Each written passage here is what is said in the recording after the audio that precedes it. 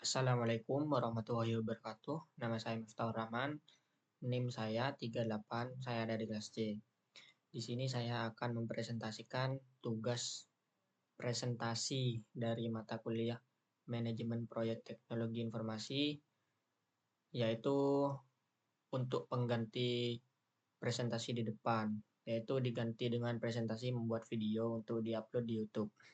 Nah, di sini judul dari proposal yang saya kerjakan yaitu tentang rencang bangun aplikasi kolaborasi tim proyek TI dengan fitur chat, file sharing, dan timeline.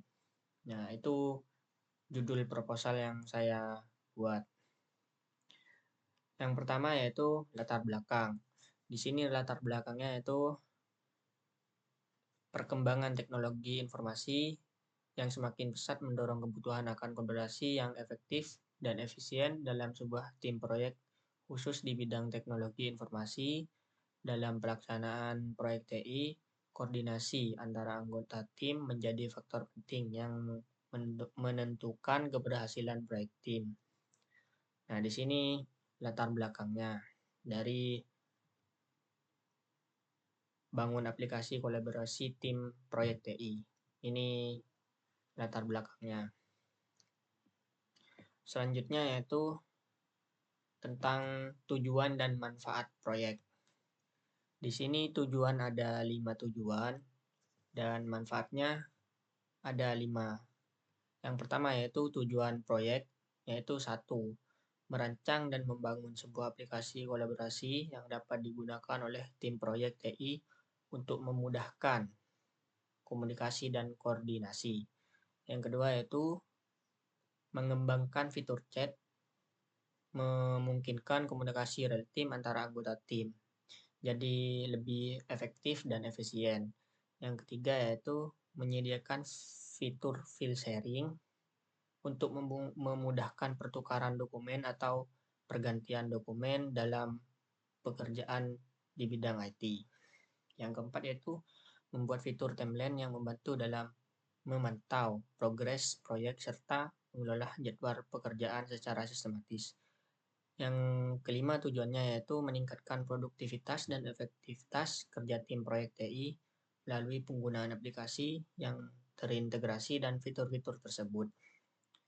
Selanjutnya di sini yaitu manfaatnya. Di sini manfaatnya juga ada 5. Yang pertama yaitu mempermudah komunikasi antar anggota tim. Yang kedua, mengoptimalkan proses pertukaran dokumen seperti pertukaran jadwal itu lebih mempermudah.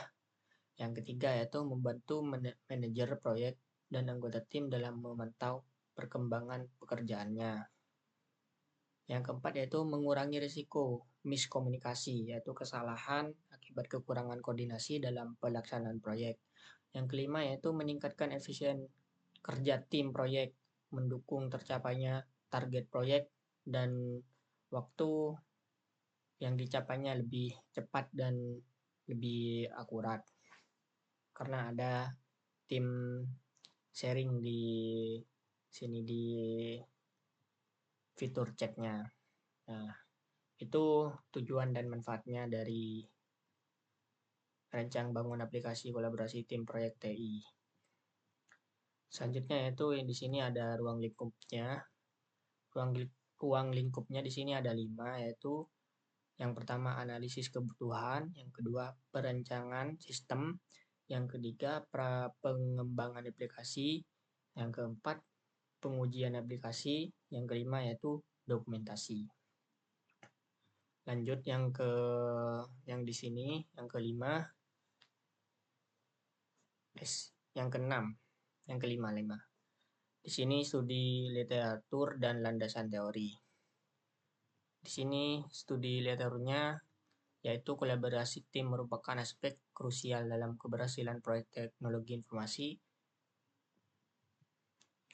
Kolaborasi adalah proses dari mana 2 atau lebih individu seperti kelompok bekerja sama untuk mencapai tujuan bersama dengan saling berbagi informasi dan sumber daya.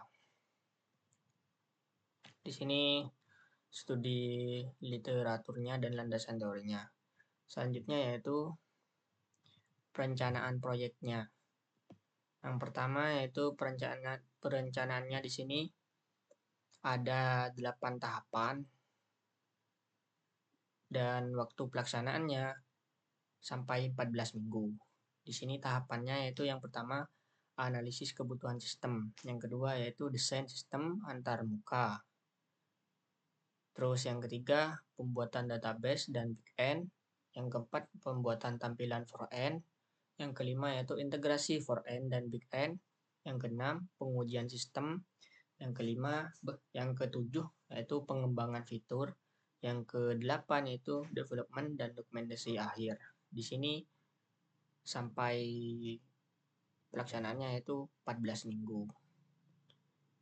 Selanjutnya yaitu rencana anggaran. Anggarannya yaitu mencapai 3 juta total dari semua, yaitu 5 di sini yang termasuk kebutuhannya. Yang pertama domain dan hosting, yang kedua biaya sertifikat, yang ketiga alat-alat, semua alat-alat bantu dan kolaborasi, yang keempat biaya internet dan komunikasi, yang kelima yaitu dokumentasi dan cetak laporan. Selanjutnya yaitu teknologi yang digunakan dalam proyek ini, yaitu ada 8.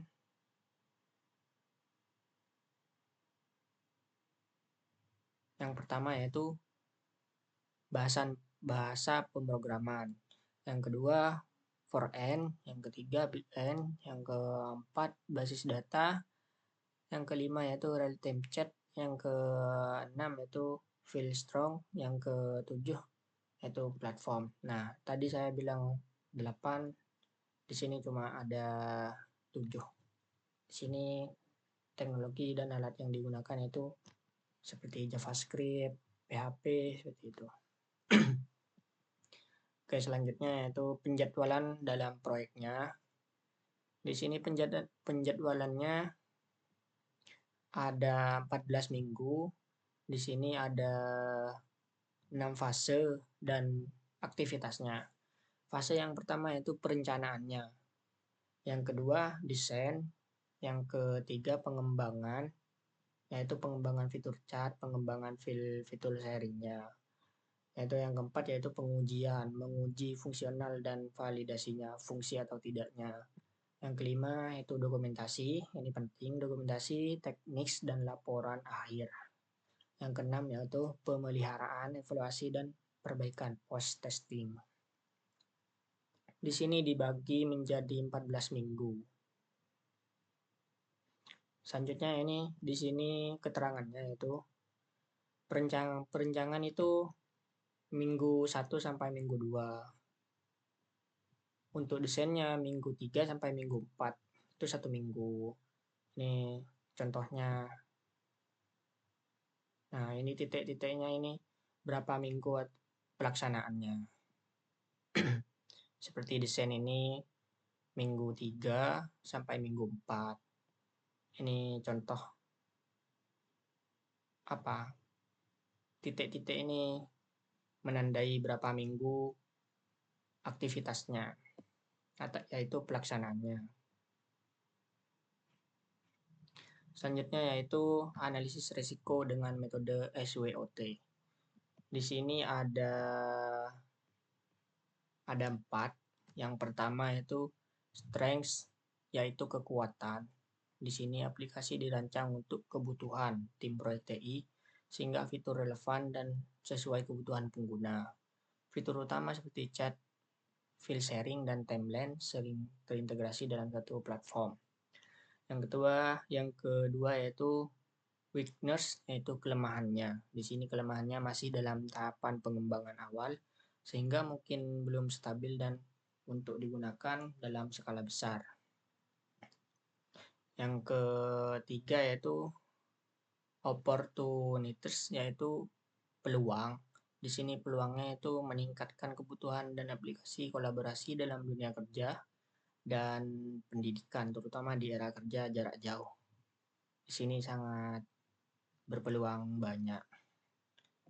Yang keempat yaitu threats, yaitu ancaman. Di sini ancamannya persaingan dari aplikasi serupa sudah mapan di pasar seperti Slack, Microsoft Teams, atau Asana, yaitu persaingan dari aplikasi yang sama tapi di luar yang lebih mapan. Dan juga risiko keamanan data dan privasi pengguna jika sistem belum dilengkapi pelindungan memadai. Juga ada ketergantungan pada layanan eksternal, misalnya server error, yaitu cloud dan API yang dapat mengalami gangguan sewaktu-waktu. Yang terakhir di sini ada perawatan dan keamanannya. Di sini perawatannya ada 4 dan keamanannya ada 5. Kita membahas perawatan sistemnya dulu, yaitu yang pertama perawatan korektif, yaitu seperti maintenance perbaikan. Nah, di sini perbaikan terhadap bug atau error yang ditemukan selama penggunaan aplikasi baik dari sisi front-end maupun back-end. Yang kedua yaitu perawatan adaptif. Di sini juga seperti perbaikan, yaitu menyesuaikan sistem terhadap perubahan lingkungan eksternal seperti update browser, sistem operasi, dan perangkat keras.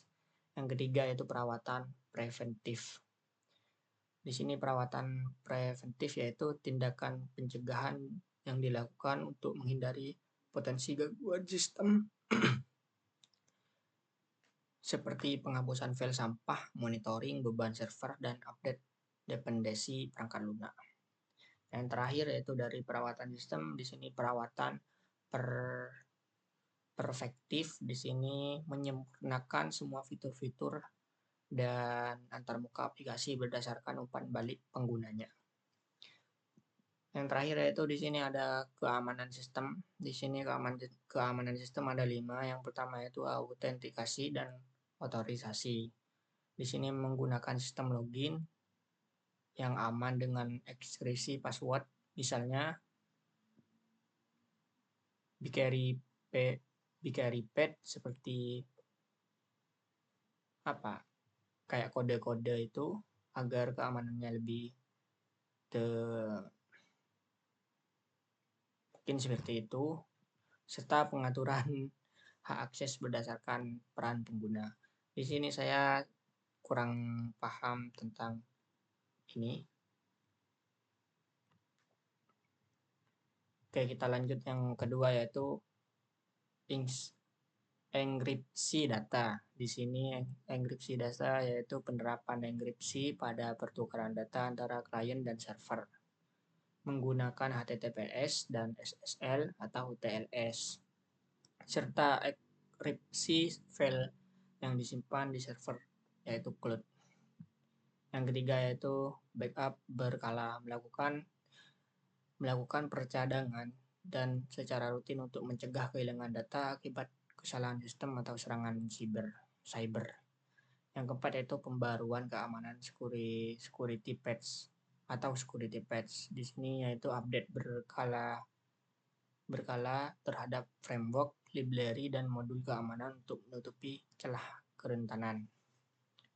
Yang terakhir, yang kelima yaitu audit keamanan. Di sini yaitu melakukan audit sistem secara berkala untuk mengidentifikasi potensi kerentanan dan perbaikannya sebelum disalahgunakan pihak tidak bertanggung jawab. Nah, mungkin itu saja dari saya tentang presentasi yang berjudul Rencang Bangun Aplikasi Kolaborasi Tim Proyek TI dengan fitur chat, file sharing, dan timeline. Mungkin itu saja dari saya. Mohon maaf jika ada salah kata atau salah penyebutan. Wassalamualaikum warahmatullahi wabarakatuh.